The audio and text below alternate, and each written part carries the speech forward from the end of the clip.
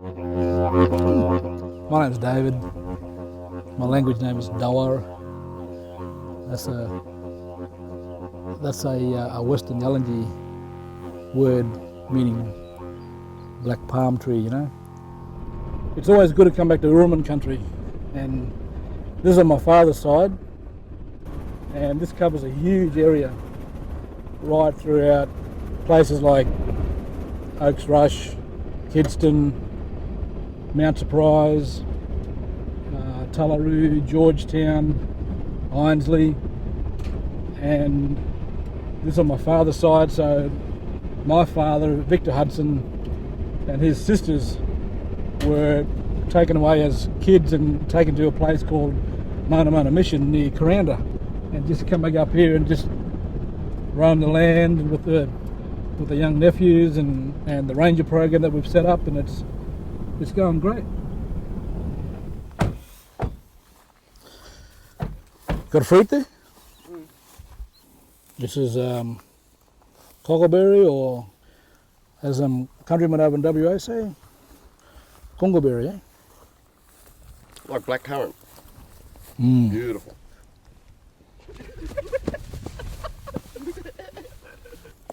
That's mine, come on. Land always provides. This is our our bush supermarket, and you got to keep the eyes for yourself, otherwise too many other big eyes. So this is our totem for Uruman country. He's the mother and the father of the land, you know. And whenever you see an eagle flying in the sky, that's he's up there caring for us, you know, on country, looking for us, giving us good luck. And you know, when you go fishing or you go hunting or ceremony time, always think of this fella here. I had a very good upbringing. I was raised on a cattle station and a place called Spring Creek in Rosetta Plains. I have very, very fond memories of growing up there around ringers and horses and just the bush life and going fishing and older cousins and uncles, and then they also reminded me that David, perhaps, you know, they could see a bit of a light in who I was, and they encouraged me to go on to be a voice for our people. That's what I enjoy. I like to do these lectures and talks about who I am as an Indigenous person, who we are as Indigenous Australians. And it's a great cross-cultural awareness because I like to educate people. My father was removed from this area and taken to Kuranda, hence why my mum and dad met each other on the mission. And this thing here, what you see here, is an exemption card, because in 1958, my mother, she was sick and tired of being told what to do. You can't do this and you can't do that. You forget about learning your language because you've got to learn to speak English. Is my mum's original exemption card. She walked off the mission in 1958 with my two brothers and a sister, and she walked to Kuranda. And so, to not being sent back to the mission, she had to apply for this exemption card, which exempted her from the mission. So the cops wouldn't come along and take her kids off her, or she gets sent back to the mission. So that's what that is. That is my mother's passport to Australia. I wanted more out of life though, because I'd done my grade 12 in Cairns, went to Alice Springs, worked on the railways. I even did 6 months as a pest exterminator. That was interesting. Met a girl out there called Cindy, and she was a nurse, still is a nurse. A couple of friends and I thought that'd be a great thing to do, see the outback, conquer the world, we thought at that age. And got a job at the Alice Springs Hospital. Met David. He was playing rugby league. One of my friend's boyfriends was playing rugby league, so we all ended up there together. David and I had been together for 11 years before we then had our daughter, Jadess. who is now 21, finished university, has a job, has been a great child. So we're pretty pleased that we've been able to give a great life to somebody else, and hope that we've started her on her journey. And all of a sudden, Cindy and I found ourselves in Perth, Western Australia. And I attended Teachers College over there, and that was great. Met the local mob over there, or the Noongar mob there, and those are great fond memories of meeting the Midar dancers and Richard and Ernie and all that. That was a great turning point for me, because after seeing those fellas do what they did with dance and didgeridoo, it made me also realise that, well, you know, I've got my own culture. This could be a great way to educate people about who we are as Indigenous people in this country of ours.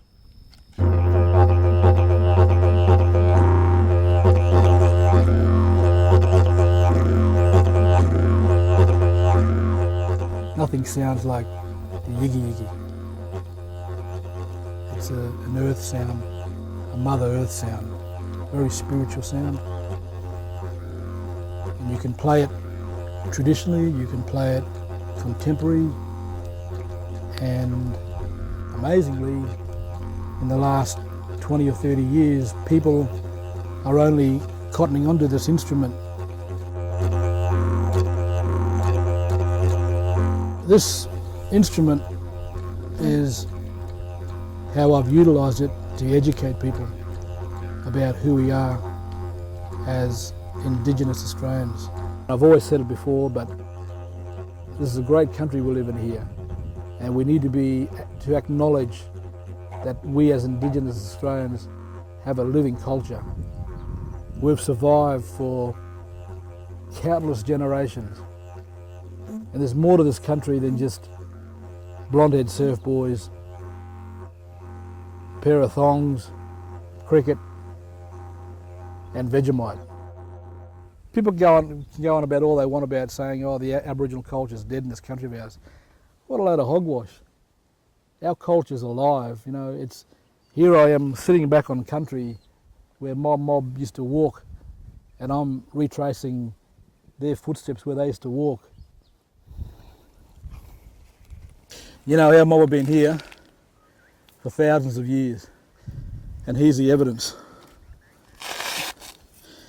These are what we call grooves, and if you dig down to these grooves here, you can see where my mob would have just sat back, got a rock like this, and you know, worked it and shaped it. These are quite deep. Look at one. This one's very deep. So, how many hundreds or thousands of years has it taken to get to this stage?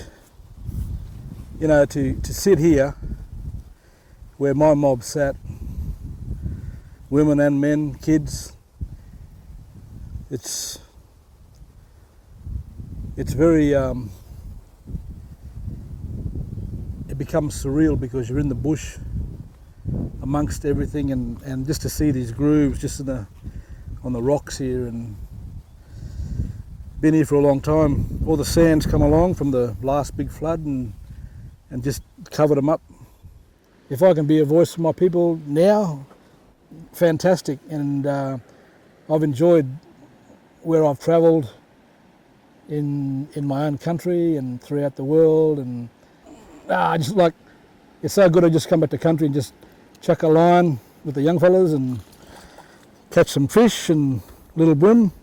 And I can imagine all my mob up on these hills here, you know, all around here, using fishing techniques, spear fishing, grooves. And I've got a fish right here now, look. And he's a beauty. Well, small one, but it's a good pan size. He's a top bloke, not enough words, you can't talk him up enough, sort of thing. He's, I suppose I love seeing him coming back out here, amongst his travels and his music, and it's just, love him coming back. It's great. We formed the Jabbergai Dance Theatre in Kuranda, And back in that day, cultural tourism was just beginning. So I'm very proud to say that we were there from the very start to watch cultural tourism grow from this little what I have in my hand here to this, and it's grown. And 27 years later, that little dance theatre that started off in Cranda has become one of the longest Australia's running theatrical show in Australia's history. Apart from doing Jabberguy, well, I left back in the early 90s, and I had opportunities to do some film work and documentaries, and I've been very, very fortunate with my music. I travelled 12, 14 years with Yanni, he's a Greek composer, and venues like the Taj Mahal and the Forbidden City and the pyramids, and this little Murray fellow was up on stage there, doing cassowary and emu and brolga, and people sat back and were captivated by what I was doing. And I remember that very clearly. And coming back to Australia on the plane, I said to Cindy, this could be a great way of educating our people, because these folks here in America were very mesmerised by what I was doing. And then I was given another opportunity of working with one of the greatest actors of our time, and that was working with Marlon Brando. Unbelievable experience, and that was the island of Dr. Moreau. He's inspired me. He's inspired a lot of people, because he was always fighting for the minorities, fighting for other Indigenous cultures worldwide. I'm still involved in music and dance and art, and that's what I enjoy. I like to do these lectures and talks about who I am as an Indigenous person, who we are as Indigenous Australians. And it's a great cross-cultural awareness, because I like to educate people about my culture.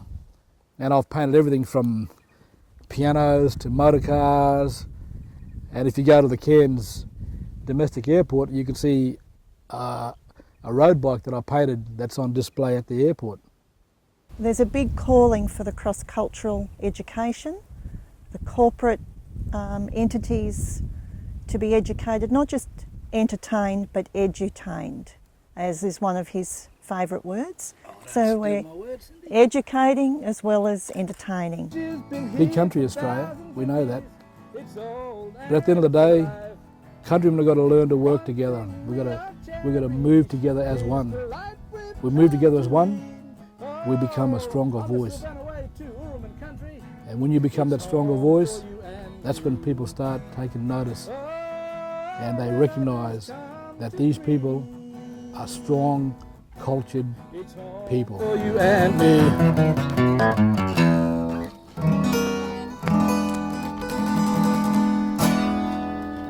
There you go, folks, out in the bush.